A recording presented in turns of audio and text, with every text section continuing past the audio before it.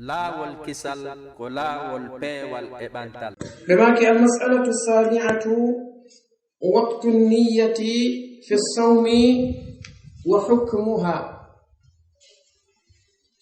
بماكي مسألة متوتك جدا معون دوني مسألة سكي تروج عنك مسألة جنجل دمبغل أرنال دمبغل غلطوتا ومقدمات الصيام. بمعنى ديدو فيجي دي توتا كو أردين تيدي تو إدو كوركا كان إيدو دو فوكو وندون كو أتي كوركا كان هميدي فيجي دي توتا كو أرأي دي كو أتي كوركا كان هميدي إنتو جلدو أنحاني أندوني. بمعنى كان يقولوا مسألة متوتا كو جدا بغو ونسكي تراجعون وقت النية في الصوم كو وقت متوتا كو وقت كأني أنفبتين في الصوم في كادو كوركا وحكمها e nyaawore kanyum anniyo manam ko sayi hombo woni ko neddo on fibata anniye gon woni nyaawore kanyum den fibande do woni on anniye do bima ki yajibu ala as-sa'imi an yanwi as-siyama wa hiya ruknun min arkanihi kama mada لقوله صلى الله عليه وآله وسلم إنما الأعمال بالنيات وإنما لكل امرئ ما نوى بماكي وينويها من الليل في الصيام الواجب كصوم رمضان والكفارة والقضاء والنذر ولو قبل الفجر بدقيقة واحدة لقوله صلى الله عليه وسلم من لم يبيت الصيام قبل الفجر فلا صيام له أخرجه الترمذي والنسائي وابن ماجه واللفظ للنسائي وصححه الألباني في صحيح الترمذي بماكي وندي يجب نودي على الصائم إدو أولو نقل متوتك خورو وهم أن ينوي الصيام لأو أني ينتو كورككم سينما أني ينبل كورككم تغني كيفية النية القصد فقط بالقلب وفامر والبرن لن أما التلفظ بالنية فبدعة وضلالة أما وولغ الأنية أنكو هون سنجانة هون نتوتا كو سنجانة نادا كدينة فبالتالي نلانو عليه الصلاة والسلام ها هند سلالي إمأبه سسوما يهوتي كم نلانو عليه الصلاة والسلام بما كي اللهم إني نويت صيام شهر رمضان e ko nanndi sifadi non piiji ɗum ɗo sellata few ko ɓe addira ko fi yen ñentimɓe allahu wi laqad kana lakum fi rasulillahi uswatun hasana ko ɗum addiri o wi la tuqaddimu bayna yadayi llahi wa rasulihi iɗan koyen iwtir ɓaawa maɓɓe maɗum si tawi suuma e hewti on tigi immoto o yaha ka burure ka caangol o lootoyo tollongal o ina longal suumaye ngari ko bida sella hay so yaha ka burure longal suumaye ka nder galle ko bid'a Allah alayhi salatu wassalam ha hande be lotanaki suumaye longal sellata ya fibir anni on lotagol longal a wonda e ko waddinta ma longal sellata kadi ya wowlu anni o wowliramo dengal maada ngal bal ko yo tabitu tun ka bernde maada anni oda yakfi be maki wa hiya anni ruknun ko tugalal min arkanihi jiyangal e tugale kanyum korka kan kama maba wana yawtirino ande be jantanino ko en wonde kanyum korka kan no mari ruknani asasiyani ka be jantani ke en ar-ruknu thani ko an-niyya be maki li qawlihi sallallahu alayhi wa sallam sabuma kunilana alayhi salatu wassalam innamal a'malu binniyat be maki ande golle jidin ko di dabintinirte ka Allah tabaaraka wa ta'ala e ko di yobirte ka asli ko sabu anniyeji ɗi wa innama li kulli imri'in andu ko wodani kala neɗɗo ma nawa ko yeru ko anniyi konko ɗum o mari ɓe maki wa yanwiyaha kanko oɗo neɗɗo julɗo o anniyo oɗo anniye makko woni horugol nduɗo lewru suumay minal leyli jemma fi siyami lwajibi ka korka waɗɗika si tawi korka kanko waɗɗika haray ɓe maki no waɗɗimo anniyagol ko atti fajiri on feerude بماكي كصومي رمضان ونهورغل سوميون والكفارة هورغل كفارة والقضاء يبغل كدي كوركا كتوتا كوركا وادي كان سوميون wannadri kañum ma e korka fodore kala korka ka tawata ko waɗɗi ka neɗɗo on ko yo fiɓu anniye on ko atti fajiri on feerude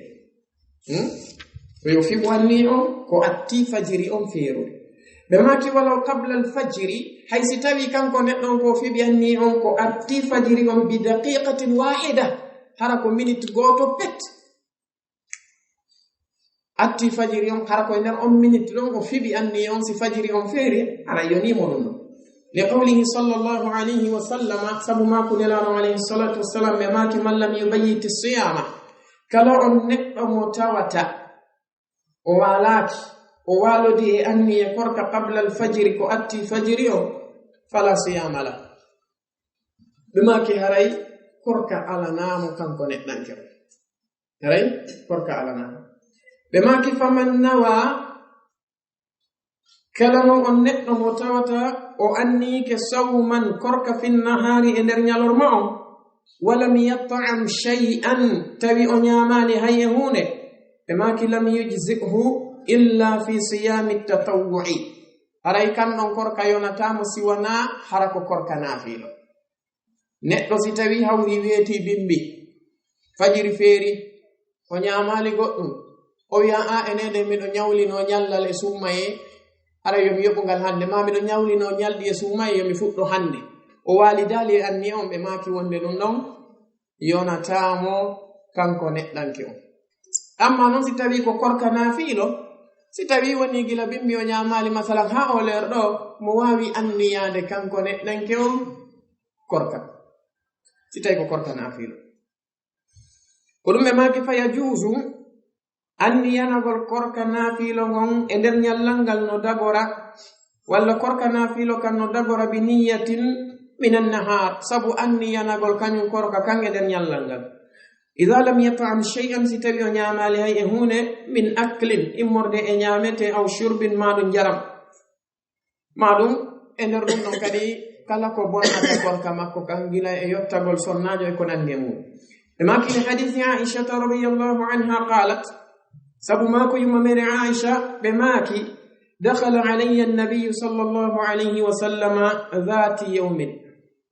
ɓe maki nelano alayhi salatu wassalamu ɓe natuno ɓe tawimmi ka suudu an ñande goore fa qala ɓe maki hal indakum min shay tawsino ka moɗon ɗo goɗɗum e ko ñamete fa qulna min wi'i la o qala ɓe maki fa inni idan sa'im ɓe maki awa min miɗo hoori joni andi ko attiɓe lamdade ɗum ɗon hari ɓe oraka ɓawo ɓe humpitade wonde ala ɓe fiɓi anniyon ko korka naafilo sella oɗo hadis akhrajahu muslim ɓe maki amma siyamul wajibi amma korka wajibi kan korka waɗɗika kan fala yan'aqidu bi niyyatin min annahar ɗum ɗon wawata fiɓorde sabu anniye e nder ñallal ngal si on tigi anniyaki ko atti fajiri on haray o ala korka ɓe maki wala budda fihi min niyyati llayli feere ala ko beetun neɗɗo on o anniyano kan ɗon korka jemno ɓe maki wa takfi niyyatun wahidatun no yona noon kadi anniye goto fi bidayati ramadan ka fuɗɗode lewru sumayen mana muɗum neɗɗo on si tawi hawri lewru ndu yi'ama maɗum sabborɗo sumaye nun timmi balɗe 3 on jamma ɗon no weetude goo sumaye on neɗɗo on si o mo wawi anniyanade ɗon sumaye on fuu makko on anniye goto ɗon no yonamo harana yo wiw ñande o fillino ñande o fillino to yakfihi dalik eyi ɓe maki li jami'i shahri wonande lewru mum fof kono wa yustahabbu tajdiduha fi kulli yawmin no yiɗanamo noon ñande o heyɗintin yon noon ɗo ko moƴƴamma hanne ɗo ko ñande weetay kañum lewru ñande weetay goo sumaye e to nden ñande andiyanoɗa lewru mum fof par ce que chogolaji ɗin ɗuuɗay ka hoorema sa hoori ɗo balɗe 5 joni ndewde a yejjitay koye sumaye wonɗa weeta bimbi tun jokkaɗum jon noon si tawi a inni no an a acca woni ñande wo ñande andiyanoɗa ñande ɗum laawima ara ya borrama idan wakkilo ñande weetay kañum ɗuma goo lewru ndu etoɗa andiyanoɗa ndu fof mayro si tawi a heɓi fursa Allah azza wa jalla hawrinninima ñande o ñande heyɗintinana ñallal kala ñallal ko ɗum waɗi ɓe maki وتكفي نيون نية واحدة أني يقوتو في بداية رمضان كفؤدو دي لورو سوما يندون لجميع الشهر ونان دي لورو نفق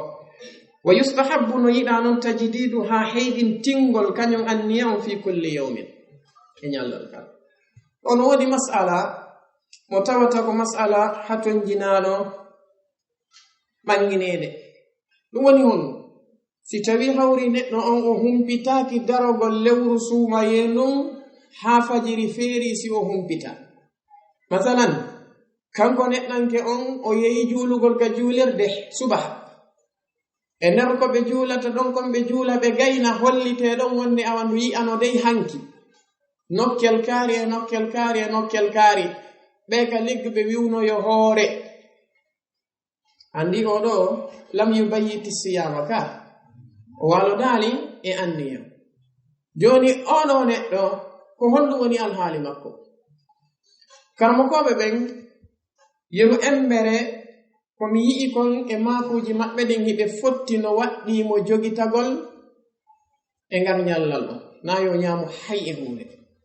fotti no o nyaami no goddum fotti o nyaamali goddum ko yo jogito non ha kiki jonnon amma o yoboya nyallangal walla o yoboyta nyallangal fa mahallu khilaf wa niza lulurama jumhurul ulama kambe be yari wonde kanko neddo o yoboya nyallangal foti o nyaami goddum foti o nyaamali goddum madama anni on ko baawo fajiri on woni ko o fidi anni on nyallangal o yoboya ngal fiu wobbe go e mabbe yari وانا شيخ الاسلام ابن تيميه كلمه امام ابن حزم امام الشوكاني ها شيخ الالباني تجي عليه رحمه الله بما كي وند سيتوي هوري كانكو ندانكي اون o ari humpitede dum non e nder nyallangal haray kanko neddo o yoboytangal do nyallal ko waddi mo tun ko yo jogi toyru don hakiki ha wobbe e mabbe kambe don maki haysi tawi o nyaamino matala mara witti koje fiu o yaw nyaama ko wo nyaamude kon fiu wana ha e 10h tun be na mo lewru yi ano hanki goy be maki idan ko yo accirni gila don nayo nyaamu hakiki de kambe don be maki wonde waddaki mo yoboygol ngal non nyallal be wi ko wadi non ko sayi hombo waddi mo korka ko gila ka o andi do lewru non naati gila ka o andi do lewru non naati ko gila do waddi mo horugol kambe be makiri ala kulli hal o huna netawata neddo on khurujan min al khilaf yaltugol kanko neddo on e lurangal si sifa dum don hebimo yo o horo nyallangal maana mo yo yobengal o yalta e lurangal ko wadi non si al yobingal awa yawm al qiyamati ida tanjina nada dika kono si al yobalingal ara fiyaake mawno sikkita ene kaari ese o nangitiroyte sabu ngal nyallal ka o nangitiroytaake jomno yaw ka fellituda dum da'ma yaribuka ila mala yaribuka bimaki albabu thani fi al'a'dhar al-mubihah lil-fitr wa muftirat as-sa'im bimaki dambugal ngal tawata ko dambugal immangal ko woni fi al'a'dhar al-mubihah fi bangingol dido gantoji di tawata ko daginaydi lil fitri tajugol gol e nder lewru sumayandu wa muftarati as-sa'imi e bangingol kadi din tajaydi korka neddo mo tawata ko neddo horudo tani do ko fiji didi ngal do dambugal woni ko be banginanta en e maggal insha Allah hune ananere den ko al-azarul mubiha lil fitr dum woni gantoji di neddo hebata din tawadi daginana mo kanko neddo e nder lewru sumayandu tajugol korka makko ka hune dimmere nen ko dum woni muftiratu as-sa'im bi ma'ana din piiji di tawata ko tajay di korka neddo horudo dum woni bonnaydi korka makko kankan ko neddo be maki do wa fihi mas'alatani ngaldo dambugal no mari mas'alaji didi damalara nangal e yi don no mari mas'alaji jeɗɗi ngaldo dambugal be maki mas'alaji didi be maki al mas'alatu al-ula al-a'dhar al-mubiha lil fitr fi ramadan dambugal mas'ala mo tawata ko mas'ala arano on e ngal ɗo dammugal ɗimmal ko ɗum woni ɓangingol ɗingantoji daginayɗi taƴugol ngol wonande horuɗo on e nder lewru suumaye ɗum ma'ana mo ñalorma suumaye on ɓe maki yubahu lfitru fi ramadana li ahadi l a'dari taliya no tago taƴugol ngol e nder lewru suumaye ɗum sabu gotel e ɗingantoji ɗi tawata ko hikkayɗi ɗo al awwal المرض والكبر فيجوز للمريض الذي يرجى برؤه الفطر فإذا برئ وجب عليه قضاء الأيام التي أفطرها لقوله تعالى أياما معدودات فمن كان منكم مريضا أو على سفر فعدة من أيام أخر وقوله تعالى فمن شهد منكم الشهر فليصم ومن كان مريضا أو على سفر فعدة من أيام أخرى بما كفون أرانير نين إنغانتوجي دي تواتا دين دي داغينا ناي نتان كي أون تاجوغل كوركا مكو كان يسومي بما كي المرض والكبر كون ناونار ندي تواتا كو حدا ندي مهورو غونغول والكبر إن نايو تواتا كو حدا ندي مهورو غونغول ونا ناونار وندي ووندي دي ونا نايو وندو ووندو كات باسي سنغي ني دو ناونار وندي ووندي يي نانن فانداي هاراي be tawata ko ɓe newnanaka horugol ka nani fanɗay ɓe tawata ɓen ko ɓe newnanaka taƴugol so ndetti kadi e ginni alkibar ko naye wongu o wongu on haray goɗɗo ka yehi ha o heɓi duuɓi ɓayir ko miye konguɗi karmo koɓɓen ko ɓuri woɗɗude e wi'uɓe ɓen wonde neɗɗo on ko ɗon woni ko fuɗɗantomo naye ngun ko duuɓi 61 joni sen inni kala heɓuɗo duuɓi 61 oɗo haray hande kadi korka kan ka ɓantama e dow makko imo newnana taƴugol haray moƴƴali ka idan si innama alkibaru ko nayew haɗaygu mo ngun yani o nawyi ha tawi o wawta o nawyi ha tawi o wawta hoɗum ɓe maki fa yajuzu lilmaridi no dagano on nawnuɗo alladi mo tawata yurja bur'uhu nden nawnare nde tawata hinde tanƴina walla on mo tawata himo tanƴina dikkugol makko no daganomo alfitru taƴugol ɓe maki fa ida bari'a si tawi hawri o dikki wajaba alayhi qada'u l ayami allati aftaraha waɗɗoto e dow makko yoɓugol ɗinñalɗi ɗi kanko neɗɗanki on o taƴi oɗo ko neɗɗo mo tawata ko feerejo par ce que nawnuɓe ɓen ko ɗiɗo ko nawnuɗo nawnare tanƴinande dikkugol e nawnuɗo nawnare nde tanƴinaka dikkugol ɗo ko ɓe woni en jantanade ko on mo tawata nawnare makko nden no tanƴina dikkugol oɗo si tawi hawri o taƴi kanko neɗɗo on haray ɗin ñalɗi ɗon ko o yoɓoyayɗoɗi na etanteɗi noon ko ñalɗi yoɓoyteɗi ñande o dikkoy wo ɗum noon hay si tawi nawnare makko nde yeeyi duuɓi ɗiɗi hay si nde yeeyi duuɓi tati madama janguɓe fiiɗe nawnaje ɗon ɓe hollitimo wonde nawnare nden no tanƴinana dikkugol haray karmo koɓɓe maaki ko yo habbito ha o dikka o yoɓa ɓe lasimani haysi woni duuɓi tati haysi woni duuɓi nayi ko yo habbo ha ñande o dikki o yoɓa madama nawnare nden jangamɓe ɗum holniɓe anduɓe fi muɗum ɓe wi'i wonde kañum nawnare nden ko tanƴinade dikkugo idan ko yo ñawdude sine dikki o yoɓa بما كل قوله تعالى سبكم ولا الله تولون أياما معدودات دونك نيالدي دي توتا كلمان وي فمن كان كلالاتي منكم امود مريضا كأنون على سفر ما نمي يهور ستو فعدة من أيام أخر عليك يولم نيالدي ويبو يدو وقوله تعالى يكون ولا الله تولون فمن شهد منكم الشهر كلا امود توادها لورن يئا علي فليصمه yo kanko neɗɗanke on yo o hooro kañum lewru ndu wa man kana kala on laatiɗo maridan ko o nawnuɗo ala safarin ma ko wonɗo e sitew fa iddatun min ayamin ukhar haray ko limugol ñalɗigo o yoɓoya yeru ko o taƴi ɗon ko ɓe maki walmaradu alladi yurakhasu maahu fi lfitri huwa almaradu alladi yashukku ala almaridi alsiyamu bi sababihi hada huwa qawlu jumhuri lulama ɓe maki nden nawnare nde tawata ko newinande wondude e muɗum ko wiyete kon taƴugol huwa almaradu alladi ko nde woni nawnare nde tawata yashukku ala almaridi alsiyamu bi sababihi nawnare nde tata satta e dow nawno ɗon horugol sabu mayre na wonde wo wonde ko si tawi o wawata horidude e mayre tawa tiiɗay e hoore makko sattay e hoore makko ko ɗon woni nana caƴugol ɓe maki amma almaridu alladi la yurja bur'uhu amma on nawnuɗo mo tawata o tañƴinanaka sellugol ndikka awil ajizu ani siyami ma neɗɗo mo tawata ko ronkuɗo horugol ngol ajzan mustamirran ronkere nde tawata ko duumine nde taƴata few on ɗon ara ko neɗɗo mo tawata hande kadi o tañƴinanaka nden ɗon ronkere accitemo kal kabiri wana neɗɗo mo tawata ko nayejo si o nawyi ha tawi ɓanndu ɗum tenata hande kadi heege oɗon o tañƴinana wontugol suka tañƴinaka himo habbana wontugol payko abbanaka nayew ngu kono woni arde noon ko noon woni tiiɗirɗo idan ɓeeɗo ɗiɗo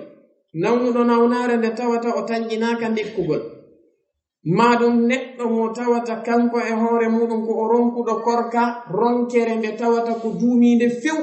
sifa on neɗɗo mo tawata ko nayejo ɓe maki fa innahu oɗo kanko yuftiru o taƴay wala yajibu alayhi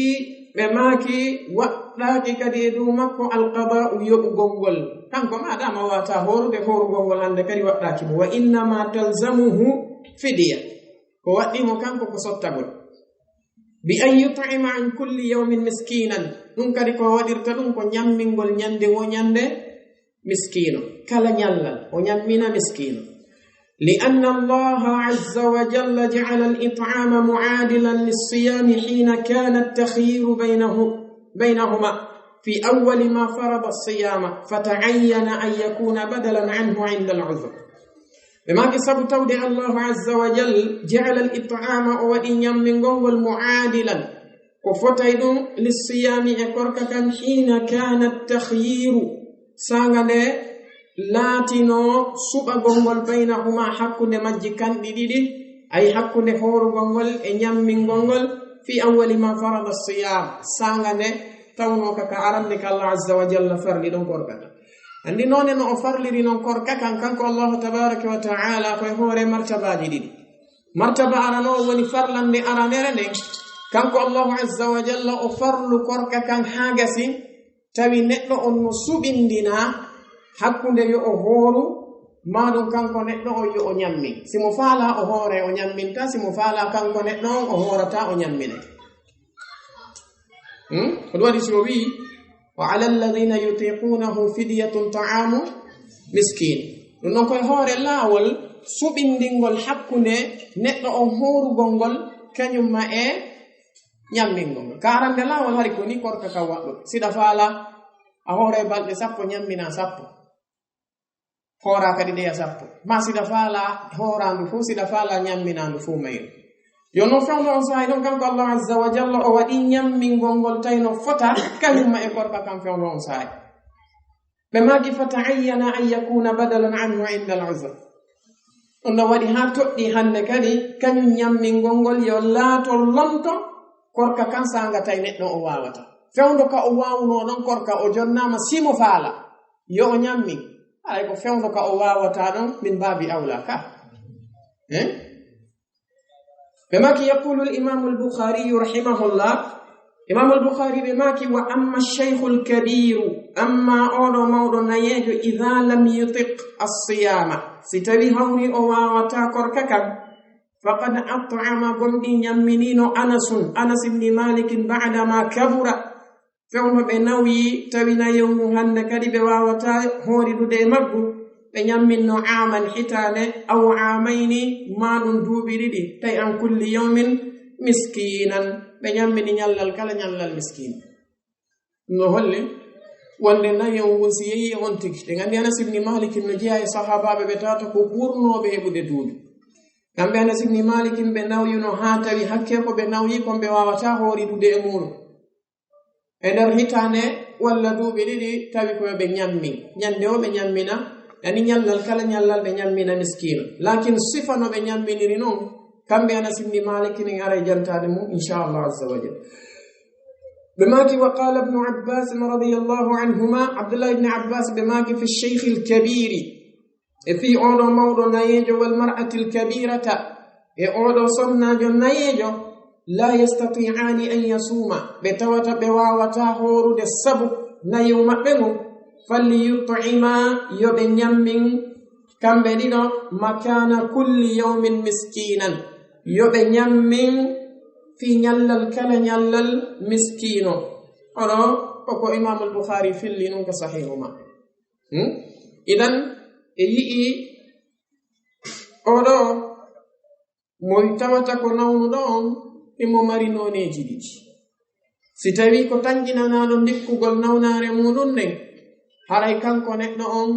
si o taƴi kono waɗɗoyimo ko yoɓoygol ko yo habbo ha ñande o ndikki ko yoɓa na yo ñamminde si o ñammini yonatama amma si tawi nawnare nden ko tanƴinande ndikkugol kanko neɗɗanke on ɗon si o taƴi madama si tawi nawnare nden ko nawnare nde tanƴinaka ndikkugol afo si kanko neɗɗanke on o ari taƴude ɗon madama nawnare nden ko duuminde hande kadi o wawata horidude e nden ɗon ko yo ñamminoy miskino ko wana noon on nayejo mo tawata komo naye muɗum haɗi ɗum horugol mo naye muɗum haɗi ɗum horugol yo noon kayfiya ñammingol maɓɓe ngol no mari noneji ɗiɗi kayfiya o no mari noneji ɗiɗi Cheikh Usamin ɓe maki ko imma kanko neɗɗo on o haɗa ñande wo e ñande si tawi nange ngen muti o ñammina ñande o ñande si nange muti o jonna ñande o ñande maɗum o acca ha lewru ndun si tawi hawri kayru lewru ndun ndu timmi on sate kanko neɗɗo on o eta yeru ko o lewru ndun feƴƴi kon si tawi ko fi balɗe 29 ko ɗum ndu timmiri ma ko balɗe 30 o eta ɗum ɗon ha timma o ñammina ko ɗiɗo noneji ɗi ko imma o acca ha nange nge muta o ñamminira ñallal kala ñallal fi ɗum ɗon maɗum acca ha lewru ndun timma o eta o ñammina amma yo o ñammi tawa lewru ndun ndu darake taw mandu timmali ɗum ɗo yonatama masalan neɗɗo mo tawata suuma e fuɗɗo tun ñande goo on o eta ɗon kisal fi lewru ndun few o ñammina oye ma o ñammina e nder ñalorma o habbaki ha nange ngen nge muti par ce que sa e mum on hewtade en lasino fama ko ɗiɗo woni noneji ɗinɗi ɓe maki fa yut'imul ajiz on none arano mo jantiɗen ko on ɗon Anas ibn Malik ɓe wanno kamɓe ɓe accu ha lewru ndu timmi si ɓe ñammi fa yut'imul ajizu ani siyami ajzan la yurja zawaluhu bi maradin kana aw kibarin عن كل يوم مسكينا نصف صاع من بر أو تمر أو أرز أو نحوها من قوت البلد ومقدار الصاع كيلوان وربع تقريبا فيكون الإطعام عن كل يوم كيلو جرام و125 جراما تقريبا إما كيوان فيطعم العاجز أو نحن متوتك رنكو كدي عن الصيام korka kan ajjizan ronkere nde tawata la yurja zawaluhu nde tanƴinaka iwgol muɗum few bi maradin sabu honno nawnare nde tawata la yurja bur'uhu aw kibarin maɗum nayew ɗiɗo ɗiɗi ɗi tanƴinanaka iwgol oɗo neɗɗo o ñammina en kulli yawmin kala ñallal miskino nisfa sa'in feccere sa'ure nden min burrin immorde e gawri ndin aw tamrin ma tamaro aw urzin maɗum maaro aw nahwiha ma ko nandi e muɗum min qutil balad immorde e nguuri e leydi ka o wuuri ɗo koyo ndaaru ɓen ɗon ko ɓe heewi ñaamugol kon o itta ɗum ko feccere sa'ure ñallal kala mana feccere sa'ure ko muddore nden ɗiɗi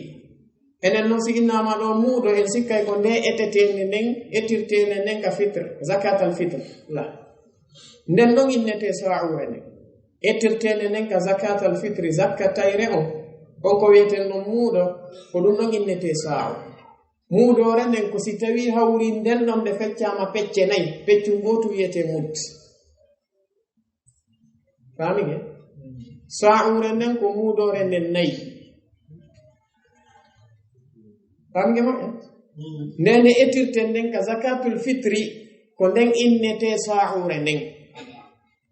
ko si nden feccama pecce 4 si inne muuɗo joni noon ko waɗɗimo kanko neɗɗo on ɗo ko ettugol nden ɗon sa'ure o eta feccere mayre ko ɗum o jonnata miskino ñande wo ñande mana mum sa'ure nden tew ko fi balɗe ɗiɗi famane sa'ure nden tew ko fi balɗe ɗiɗi ɓe maki wonde wa miqdaru sa'i embere sa'ure nden si tawi ko ka sengo kilo yara ɓe maki kilo wani ko kiloji ɗiɗi wa ruba taqriban ko kiloji ɗiɗi kañumma e nayaɓal kilo ko ɗum ɗo woni taqriban mana muɗum kilo goto 25 gram ko ɗum ɗo woni embere kañum sa'ure nden taqriban kilo ɗiɗi 25 gram yon noon ko ya feccu ɗum ɗon pecce ɗiɗi ɓe maki fa yakunu l'it'amu ɗon haray laatoto ñammingongol an kulli yawmin kala ñallal kilo jaram kilo goto wa 125 jarama ɗon hande kadi hara ñallal kala ñallal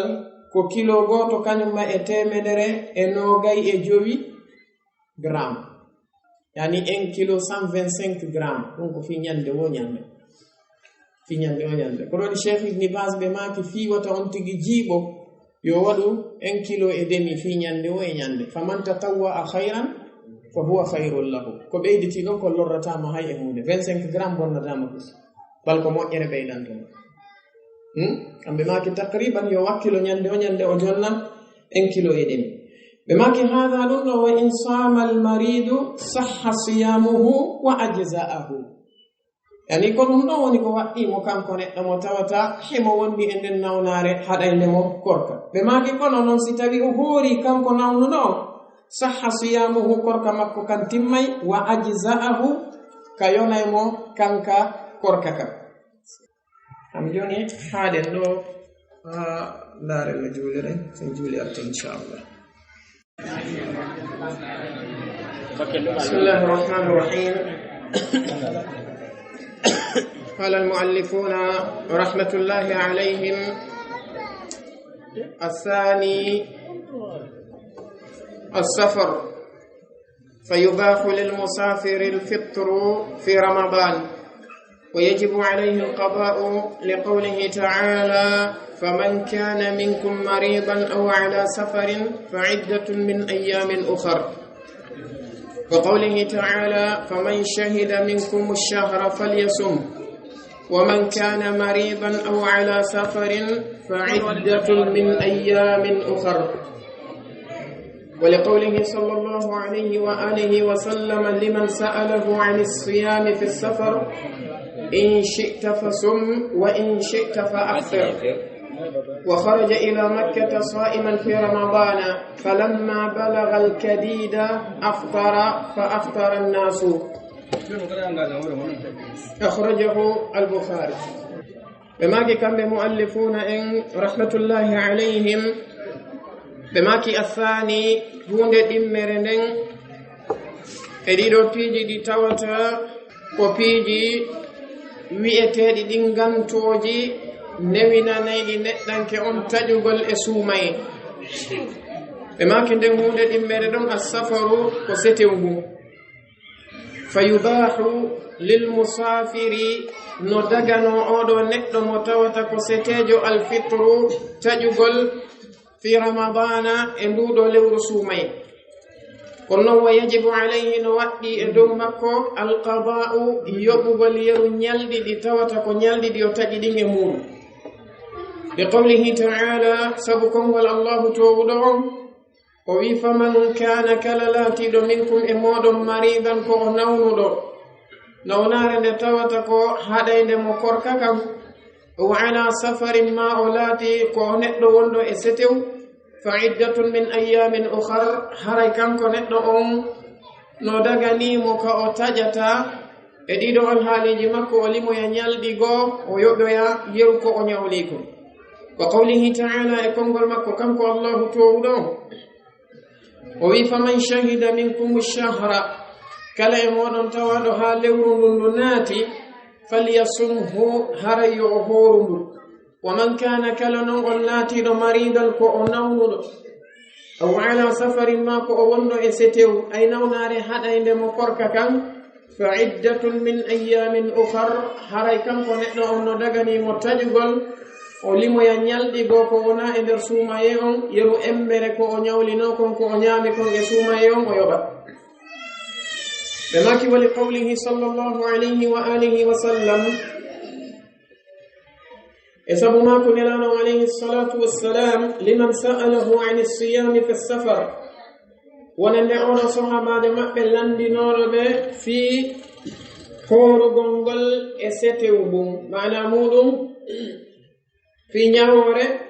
horugol neɗɗanke on hara ko o wonno e setew kamɓe nelaɗo alayhi salatu wassalamu ka jabagol mo ɓe maki in shi'ta fa sum wa in shi'ta fa aftir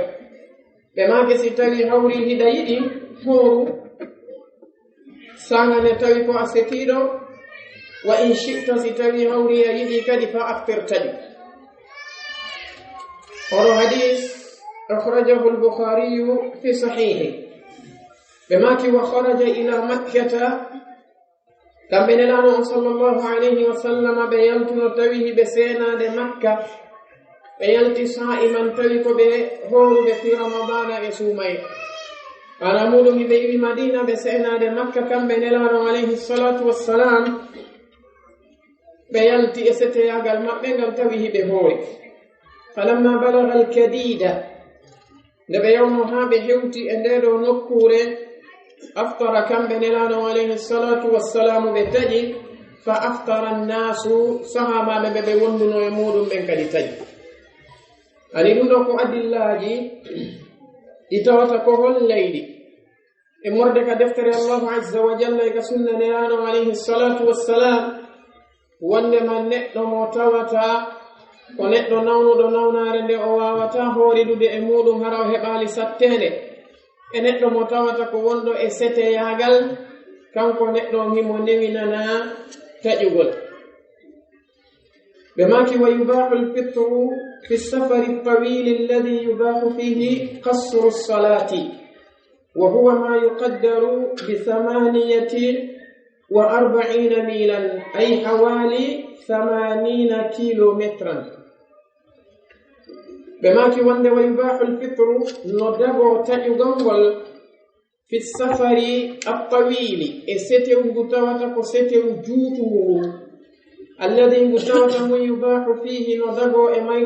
مايرو كم ستو قصر الصلاة بيتوغل جلدنه ani kono be fala en faminne ko wonde neddanke on ko daganto mo taƴugol e seteyagal ko si tawi hawri ko seteyagal ngal tawata no daganomo e ngal ɗon seteyagal ɗuytugol julde nde si tawi wona seteyagal ngal tawata himo newinana ɗuytugol julde e holli en wonde haray o newinanaka ɗon kadi taƴugol suumay o manamo ko piiji ɗiɗi jokkodirɗi takkodir kala seteyagal ngal tawata kanko neɗɗon himo newinana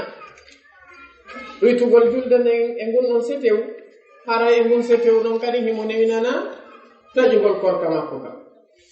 بماكي وهو ضمن ما يقدر كونكو إبرته ب48 ميلا ميلوجي تشابند ناي اجيتت أي كوني نون حوالي 80 كيلومترا نونكو ترلين كيلوجي تشابند جيتت كيلوجي تشابند جيتت معناه من 80 كيلو هذا مسألة ko mas'ala mo tawata ko wondo e lurral hakkunde karamokoɓe ɓe mana muɗum ja'lu safari safaran tawilan wa safaran qasiran ɗo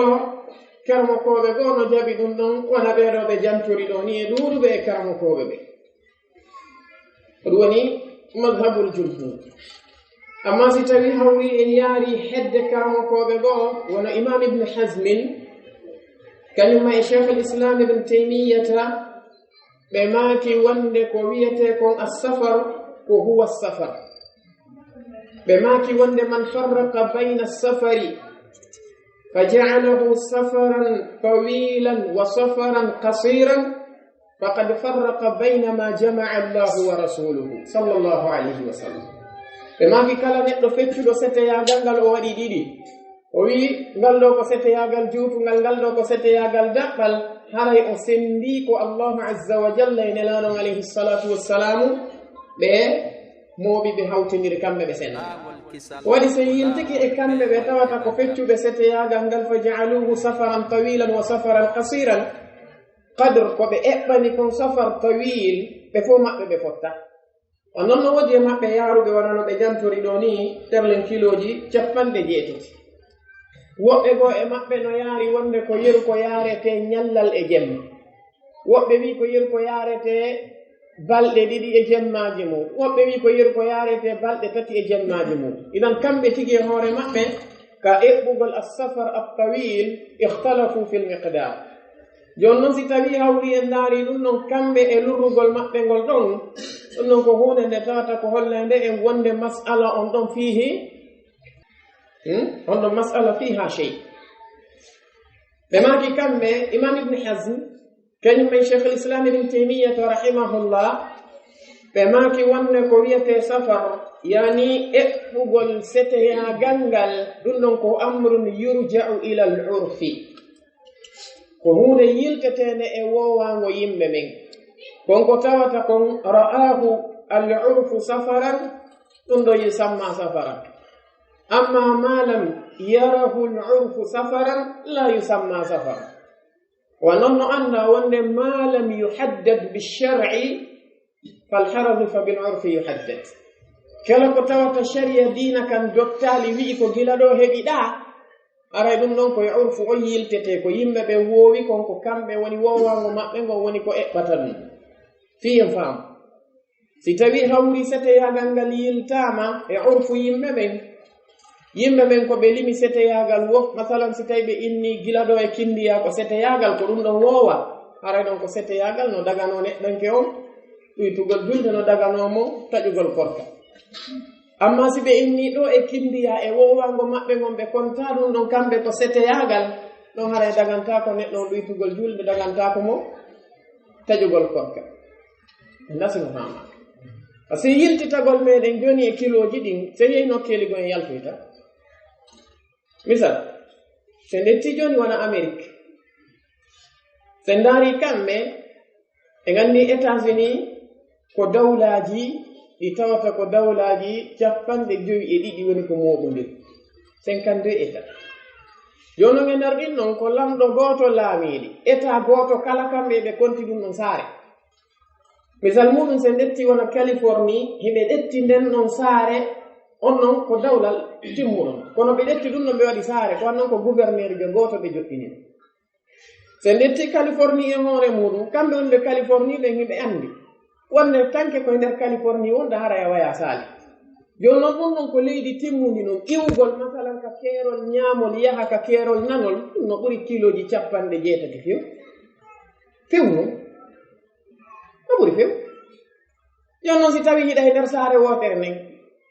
e nder saare nden tun a jinnay ko ɓuri kilo 60 a taƴe hay joni hiɗa ka saare nde innorɗaande tan dasino famade saare nden hara en wara ka saare nde yaajata moƴƴa sifa ko jantiɗen ɗo ko hara nde yaaji kayre tun taw ittiri gila ka nde fuɗɗi ɗon haka nde harti ɗon nde ɓuri kiloji 60 yo noon si tawi a yehiɗa huntoyde haaju ma terlen ka yarata kiloji 100 kono hay joni koye nder saare wotere nde wonna kono taƴirta hay joni hiɗa e nder saare wotere kono ɗuytirta joni ko ɗum waɗi metteyte inan ɗo sen naari en taway haqqille ɗen ɓurata jooɗaade ɗon few ɗe tabita tawa hiɗe deeƴi ko si tawi amro ngo ruttama ilal rof ko yimɓe ɓe wi kon ko setew wiye setew ko ɓe wiya kon ko setew wiyatake setew manige eywa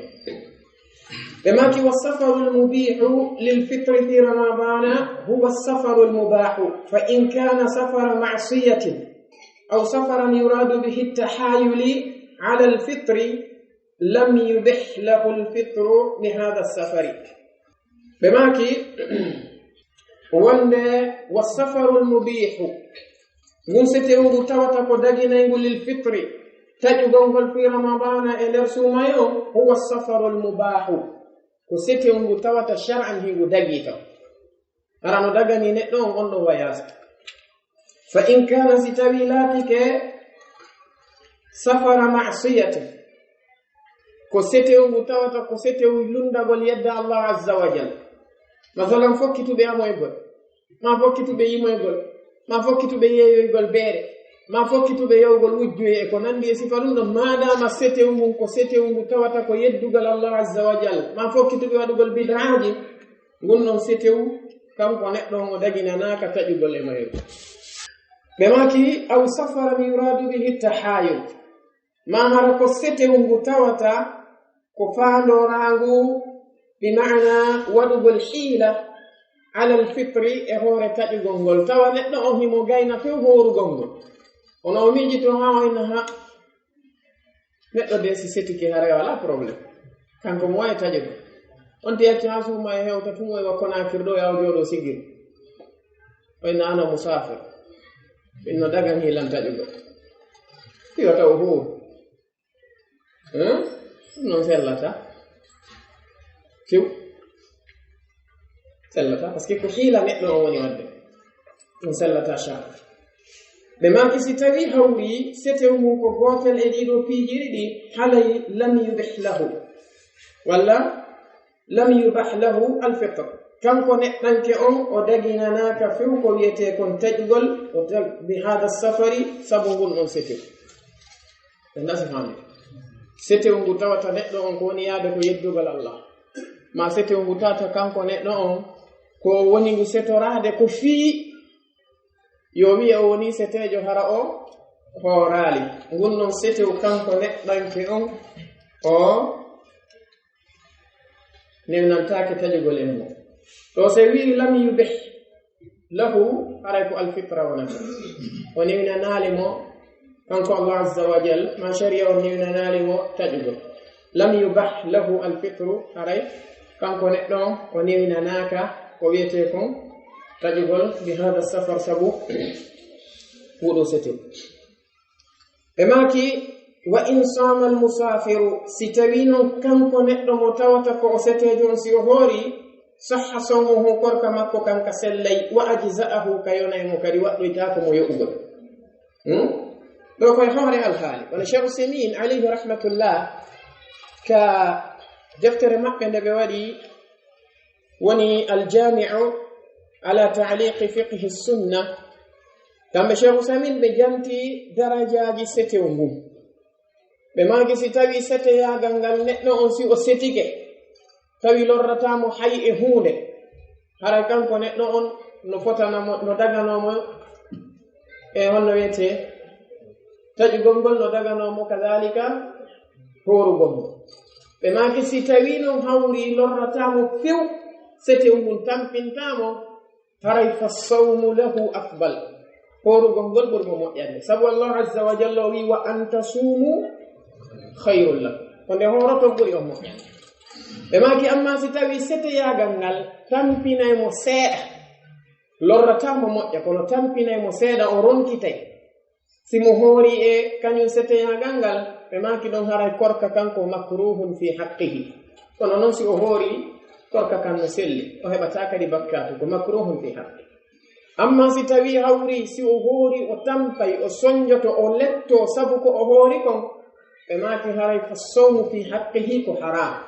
horugol ngol e haqqe makko kanko neɗɗo on ɗon no harmi si o hoori o heɓay bakkatu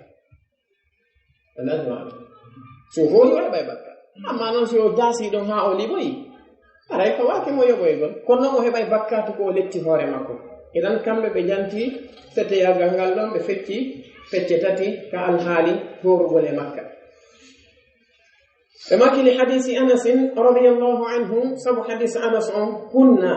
ɓe maki men laatino nusafiru maa annabiyi sallllahu alayhi wa sallama meɗen setodayno e nelaɗo alayhi salatu wassalam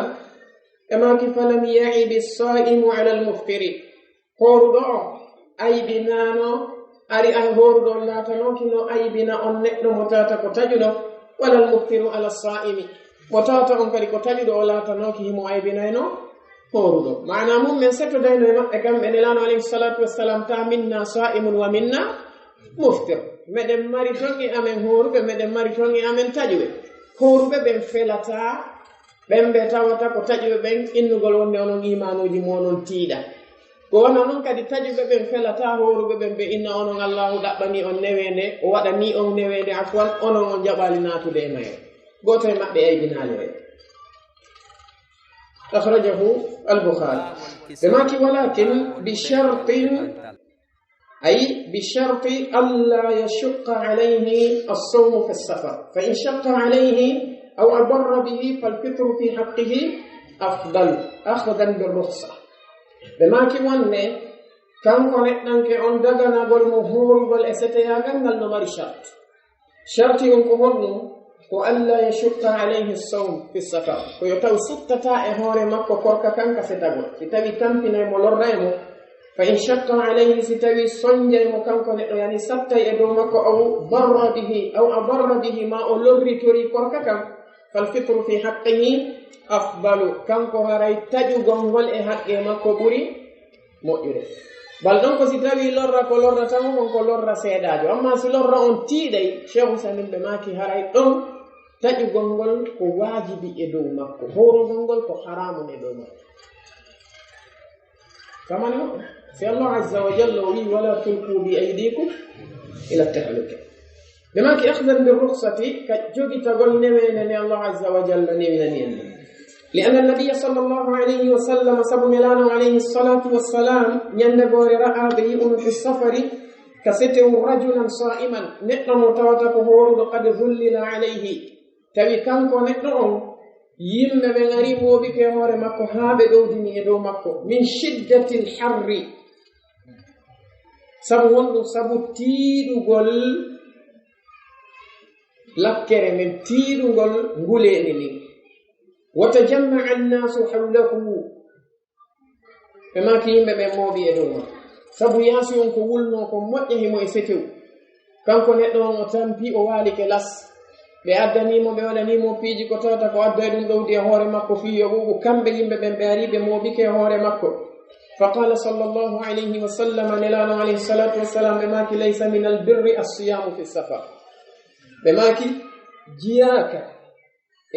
ɗiggangol allahu tabaraka wa taala e rewgol mo kanko allahu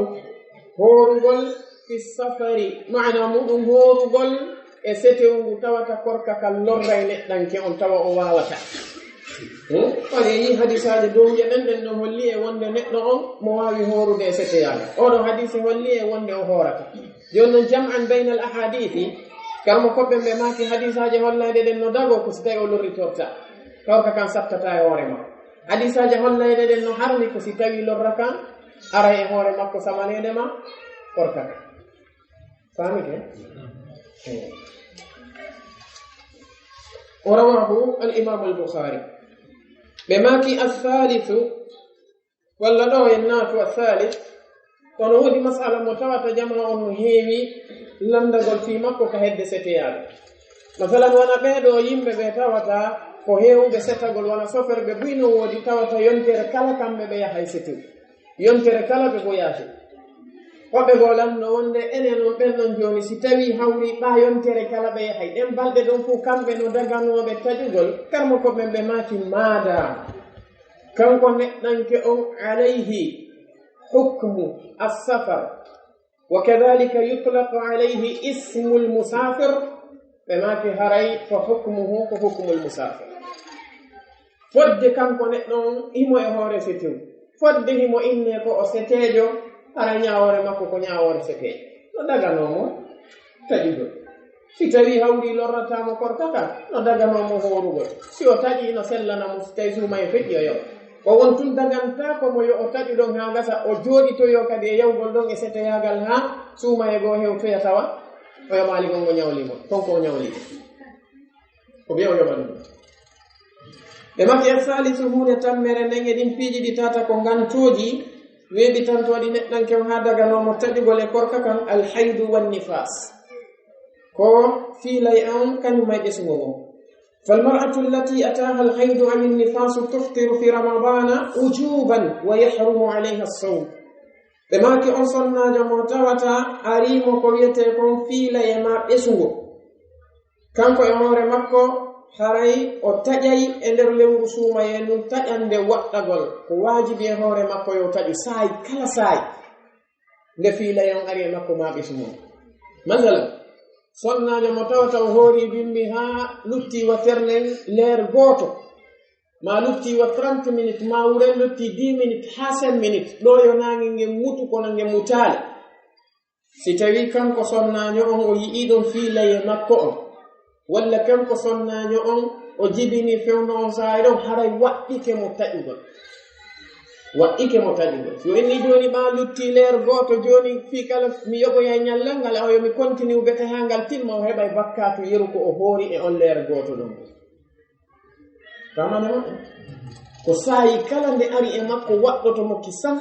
wana woniri noon si ari e makko himo juulude kono no watta o taƴi julle nden ka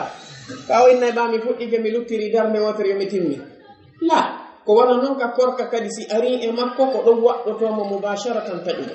si o inni noon joni yomi continue tun ha mi timminoya fi kala mi yoɓoya o heɓa bakkatu ko yo taƴu sanga nde ari e makko noon ɓe maki wa yahrumu alayha no harmi e dow makko assawmu korka kan walaw samat si tawi hawri o wakkilikele kadi o hoori lam yasihha minha korka kan sellata e jungo makko kanko sonnajo si o hoori ɗon haa ko o hoori o kontatake hooruɗo haray ɗinɗo ñalɗi no waɗɗimo hay bi hadisi abi saidin al-khudriy radiyallahu anhu sabu hadisi abi saidin anna nabiya sallallahu alayhi wa sallam wonde nelaɗo alayhi salatu wassalam qala ɓe maki alaysa e laataaki ida hadat si tawi sonnajo on o fiilike lam tusalli o hoorata o juulata walam tasum o hoorata tawi pellet jababuyan ko bala amɓe nelaɗo on ɓe maki fadhalika min nuqsani diniha ɗum ɗo ko jiya ɗum e ɗoytagol dina makko kankan ko sonnajo on akhrajahu al-bukhari inan ɗum ɗo ko hollay ɗum e wonde sonnajo si woni e ɗinɗon alhaaliji ɗiɗi fiilaye kañum may ɓesugo haray kanko sonnajo on daganta ko mo horugo ɓe maki wa yajibu alayhim alqada no waɗɗi noon e dow maɓɓe kamɓe ɗiɗo yoɓoygol ɗin ñalɗi ɗi tawata ɓe ñawlike ɗo ɗum woni sonnajo fiiliɗon e sonnajo ɓesiɗo li qawli aishata radiyallahu anha sabu makoy nene mene aicha ka ɓe maki wonde kana yusibuna dhalik hari heɓayno men o fiilaye ɗo fa nu'maru men yamire bi qada'i sawmi yoɓugol korka kam kono wala nu'maru men yamirtanoke bi qada'i salati yoɓugol julde nde ɗum ɗo kañum men yamirtanoke ɗum akhrajahu muslim ɓe maki arrabi'u nganto nayabo ngon e ngantoji daginanayɗi neɗɗanke on taƴugol korka makko kan e suumaye alhamlu warraba'u فالمرأة إذا كانت حاملا أو مرضعة وخافت على نفسها أو ولدها بسبب الصوم جاز لها الفطر لما رواه أنس رضي الله عنه قال رسول الله صلى الله عليه وآله وسلم إن الله وضع عن المسافر شطر الصلاة والصوم وعن الحبلى والمرضع الصوم رواه الترمذي وحسنه والنسائي وابن ماجه وحسنه الألباني في صحيح سنن النسائي كما كهون نايبر نين انغانتوجي دغينا نايدي سوناجو اون تاجوغول كوركا ماكو كاني سوماي الحمل وصاو غونغول والرضاع امويني غونغول بما كيف المرأة اون سوناجو اون اذا كانت حاملة ستوي هوري اون لاتيك كو اساودو اون مرضعة ماكو امويني نو وخافت على نفسها نماري شرط wannan si tawi kanko sonnajo ko o sawu ma ko o moyni non tawi khatar fus ala e hore makko kanko khatar fus ala e biddo makko on harayno waddimo horugol amma si tawi korka kan no mari khatar imma e dow makko walla e dow gedal jo makko on ko dum be woni en jantanade fi mudum be maki wa khafat tay kanko sonnajo himo huli ala nafsiha mo hulani hore makko أو ولدها ما مهولني جدال جماكم بسبب الصوم سبب كركم انجاز لها دغان كم كان كسرنا جون الفطر تجبون لما رواه أنس رضي الله عنه سبق في اللدون أنس قال بماك قال رسول الله صلى الله عليه وسلم نلعن الله وماك إن الله وضع عن المسافر وولنني ستجع شطر الصلاة فتر جلد نين ونكال جلد جولتين درد ني وولنني مفترن سيكو فنا كو جولو ديدي سيكو ألانسرا جولا ديدي سيكو جيجي جولا ديدي أما صبح فتر دين نوم ميمتا وبيع جولا دين نوم هذا تيم بماكي والصوم أي وضع عنه الصوم كان الله تبارك وتعالى أولنني أنن ستيجو كدي كوركا كان وأداكي مو هورو غلفون أن سايرو هوني ويبوي بماكي وعن الحبلى كان الله تبارك وتعالى أولنني كدي سنة ببتا وتبنك سنة بساو ببن والمربع كان ما ينصلنا جمتوتك موينينو الصوم كوركا أي ستوي بيدو ساو ببن موينينا ببن tawi ɓe hulani wonkiji maɓɓe ɗin ma geɗal ɓe maɓɓe ɓe haray korka kanna wajibi e haqqe maɓɓe ɓe maki wa taqdi lhamilu walmurdiu makana al ayami allati aftarataha ɓe maki kamɓe ɗo noon ɗiɗo sawuno on kañumma e muyninowo on ɓe yoɓay dey nokku kañum ɗin ñalɗi ɗi tawata ɓe taƴi e majji ɓe yoɓoyay ɗum wa dhalika ɓe maki ɗum إذا خافتا ستوي بهولي كم بديدو على نفسيهما إدو وانكي جمع بدين كم بديدو هاركو وانكي جمع بدين بمعنى بهولاني بماكي وإن خافت الحامل ستوينو هوري صنع جساودون وهولي مع ذلك وندو دئكو وهولاني هوري مكوكو على جنينها إدو بكو مكو ونكو كندر ريدو مكو أو المربع maɗum sonnajo mo tawata ko moyninowo o ala rabi'iha e hoore o hulani kanko kadi mo o woni e moyninde on e hoore ko o hulani hoore makko ko ɗon at'amat o ñamminayi ma'a alqada'i wondude e yoɓugol an kulli yawmin miskina ñallal kala ñallal o ñammina miskino e hoore o yoɓay kadi yandasifa ko alhaaliji ɗiɗi ɓe arti alhaali anamo on ko si tawi sonnajo sawuɗo on ma sonnajo moyninowo on ko hoore makko tu o hulani o horana ɓiɗɗo makko hoore makko tu o hulana ɓiɗɗo makko ɓe maki e on ɗon alhaali kanko sonnajo on ko waɗɗimo ko yoɓoygol ñalɗi ɗin ɗon o etata ko hoore makko tu o hulana ɓiɗɗo on ko sabu ko o hulani hoore makko kon par ce que ɓiɗɗo on imma mo jogii ñaameteeji ko o jonna on ɗon ko o ñaama goɗɗi go e ko nanndi sifaɗin piiji jonno madama boobo on o muynoray kanko o waawata si boobo on muynii tun himo hulani hoore makko aray kanko sonnaajo on ɗon ko waɗɗiimo ɓe wii ko yoɓugol ñalɗi ɗin tun o etata famike hoore makko tun o hulani ɓe magi si tawi noon hawri kanko sonnajo sawuɗo on ma sonnajo muyninowo on himo hulani hoore makko e hoore kadi ɗum ɗon himo hulani kadi ɓiɗɗo makko on o hulani hoore makko o hulani geɗal jo on ɗon ara ɓe magi piiji ɗiɗi no waɗɗimo awalan yoɓugol ñallal ngal e nder ɗin ñalɗi ɗon kadi ñallal kala kadi o etay yeru feccere sa'uwo fammi si o hulani hoore makko tun ko piiw gootu waɗɗimo goo ɗiɗi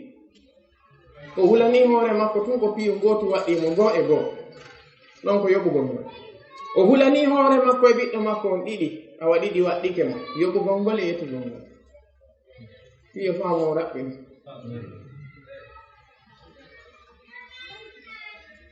ɓe maki li qawli ibni abbasin sabu mako abdullah ibni abbas ɓe maki wal murɗe sonnajo muyninowo wal hubla e sonnajo sawuɗo on ida khafata si tawi kamɓe ɗiɗo ɓe huli ala awladihima e dow ɓiɓɓe maɓɓe ɓen ɗiɗo walla e dow ɓiɓɓe maɓɓe ɓen kamɓe ɗiɗo aftarata ɓe taƴay wa at'amata ɓe ñamminoya kadi aftarata ɓe taƴay wa at'amata ɓe ñamminoya oɗo masala ko masala mo tawata fiha khilafun amiqun bayna alfuqaha no wodi maɓɓe yaruɓe no ɓeɗon ardi ɗo ni few no wodi e karamo koɓɓe yaruɓe wonde sonnajo mo tawata ko muyninowo walla sonnajo mo tawata ko sonnajo sawuɗo ɓe maaki on ɗon si taƴi foti ko hoore makko tun o hulani ma ko hoore makko e ɓiɗɗo makko on o hulani ma ko ɓiɗɗo makko on tun o hulani ɓe maaki wonde ko waɗɗotomo ko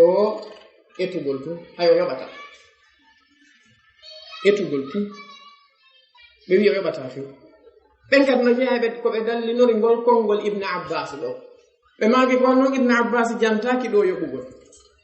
Ibn Abbas ko jantiɗo ko ñammini jange moɗo wal murdi'u sonnajo muyninowo o wal hubla e sawuɗo ida khafata si kamɓe ɗiɗo ɓe hulani ala awladihima e dow ɓiɓɓe maɓɓe ɓen kamɓe ɗiɗo aftarata ɓe taƴay e nder korka maɓɓe kanka sumaye on sati honɗum wa at'amata ɓe ñamminoy Ibn Abbas addali ɗo ɓe yoɓoy kono Cheikh al-Albani alayhi rahmatullah kamɓe ko noon ɓe yaha sonnajo si woniri on alhaali mo moyninde maayi mo saawi suumaye o haysite ko ndu fuu mayru woni o waawali si feƴƴi ko yo ñammi amma Cheikh Ibn Baz kamɓe ɓe maaki wonde ko selli kon e konhu ɗiɗi ɓe maaki sonnajo muyninowo e sonnajo saawuɗo ɓe maaki kamɓe ɗiɗo ko fii makanil maridi alladi yurja bur'uhu ɓe maaki ɓeeɗo ɗiɗo ko e nokku nawnuɗo mo tawata nawnare makko nden no tanƴinana ndikkugo ɓe maaki idan ko honɗum waɗɗiɓe foti ɓe hulani hoore maɓɓe kamɓe tumma ɓe hulani ɓiɓɓe ɓen tumma ɓe hulani ɓe fuu maɓɓe o waɗɗiɓe ko si suumaye on feƴƴi yoɓe yoɓu yeru ñalɗi ko ɓe ñaami kon yeru ñalɗi ɗi ɓe taƴi ɗi waɗɗaki ɓe etugol tew o waɗɗiɓe ɓe maaki ko yoɓe yoɓu sen taski kele moƴƴa en taway hada al qawlu ko qawlun qawiyun jiddan قول قوي جدا بما كيف تلخص من ذلك لا بري امرد اكوكو جانتانو ان الاسباب المبيحه للفطر وندي سببوجي دي تاتا كو دغينا ناي دي نيدو اون تاجوغol e ñalorma sumaye arba'atun ko di ney go on as-safaru ko setewmu nidi on al-maradu ko nawnare nde tawata ko nawnare sattirayde neddanke on hoori dugol e mum tammunɗum alhaydu ko fiilaye on wonni fasu nayabun ɗum ko ɓesngu ngu ɓe maaki wal khawfu min alhalaki kañumma e hulugol halkagol bi mana tilfagol ma maygol ɗum ɗon ko honɗum kama fil hamili wal murde wana woniri noon e fi alhaali oɗo sonnajo sawuɗo kañumma e sonnajo mo tawata ko moyninomo idan ɗiɗo piiji jowi kala botum heɓu ko neɗɗo harano daganimo taƴugol e ñallal suumayengal ñalorma suumaye laawol kisal ko laawol peewal e ɓantal